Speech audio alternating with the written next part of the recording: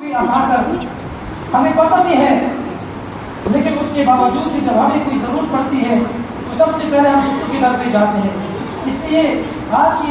کے بیان کا خلاصہ یہ ہے کہ حدیث میں جب آئے کہ دعا عبادت، یا دعا عبادت کا مطلب ہے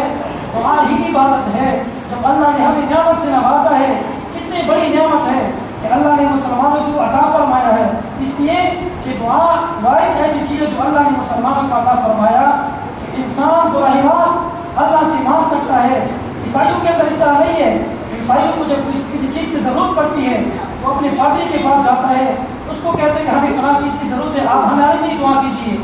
خود نہیں مانگتے۔ یہ اللہ نے انعام فرمایا مسلمانوں کے اوپر کہ جب بھی انسان کو، مسلمان کو کسی بھی چیز کی ضرورت پڑے وہ اللہ کے دربار میں بیٹھ کر وضو ہو یا بغیر وضو کے انسان کے سامنے بیٹھ جائے، اللہ سے دعا مانگے، کسی بھی وقت دعا مانگے، اس کے لیے وقت کی تخصیص پہ نہیں، جب بھی مانگے توجہ کے ساتھ مانگے، اللہ تعالیٰ اس کی دعا کو ضرور قبول فرماتا ہے۔ اللہ تعالیٰ ہم سب کو تمام